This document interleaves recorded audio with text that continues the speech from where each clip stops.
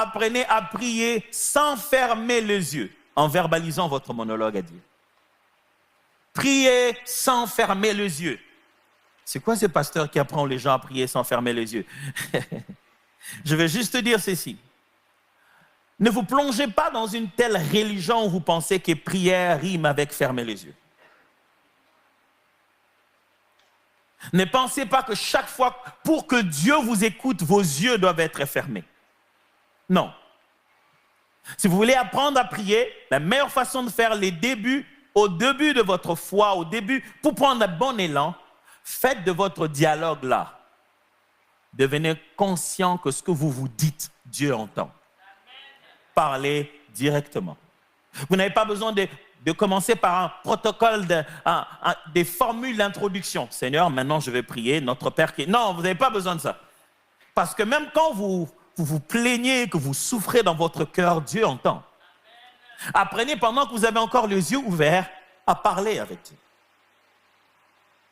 À lui dire ce que vous ressentez. J'ai vu des gens pleurer et après s'essuyer les larmes et alors prier. Hey, vos pleurs font partie de votre prière si vous les présentez à Dieu.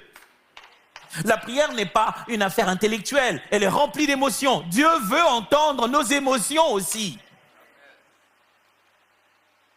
Prier, deuxième chose, favoriser la régularité et la profondeur à la place de la longueur de prière religieuse. Vous voulez apprendre à prier? Longtemps n'est pas le but.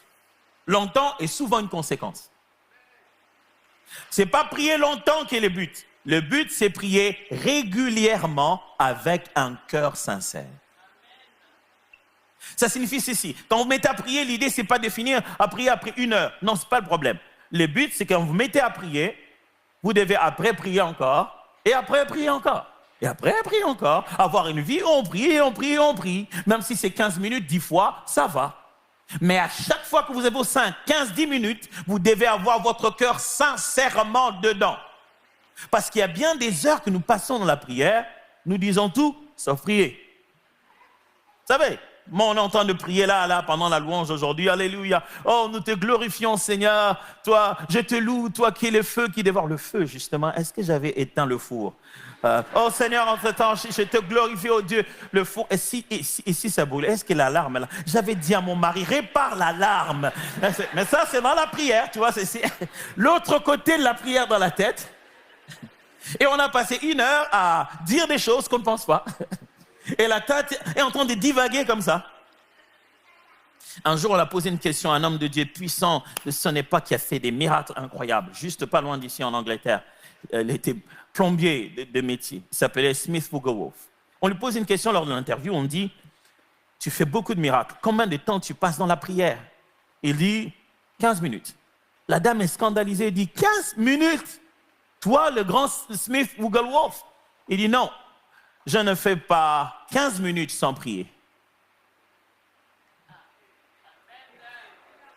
Je vous en supplie, en cours de route, priez. Quand vous êtes au volant, priez. Même dans l'ascenseur, priez. Il n'y a pas un moment où vous ne pouvez pas prier. Priez alors. Faites de la prière votre vie de respiration. Je parle de prier, je ne parle pas de crier. C'est pour ça qu'on n'arrive pas à prier, parce qu'on veut fermer les yeux. Imagine-toi que tu conduises. Bon, la suite, on saura qui font des accidents, ce sera les chrétiens qui font tous les accidents. La troisième des choses qui vous aide dans la prière, c'est écouter les louanges.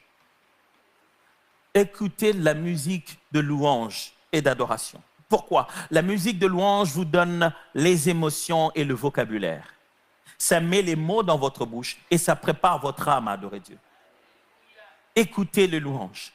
Vous verrez qu'il y a une différence. À vivre toute votre vie en train d'écouter une musique qui dit « On va bagarrer, je vais le taper. On va bagarrer, je vais le taper. » Et avec une musique qui vous dit « L'Éternel est mon berger, je ne manquerai de rien. » Vous saurez qu'il y a une musique qui vous prépare à bagarrer. Et on comprend pourquoi vous venez dans cet état d'esprit au boulot. Vous êtes déjà agressif. La musique que tu écoutes te prépare au Dieu que tu vas adorer. La troisième des choses. Vous n'avez pas toujours quitté l'hôpital, vous êtes là quand même. Ouais, ça va. Je continue à prescrire, c'est bon. OK. Troisième des choses qui vous permet de bien grandir, ce sont les relations.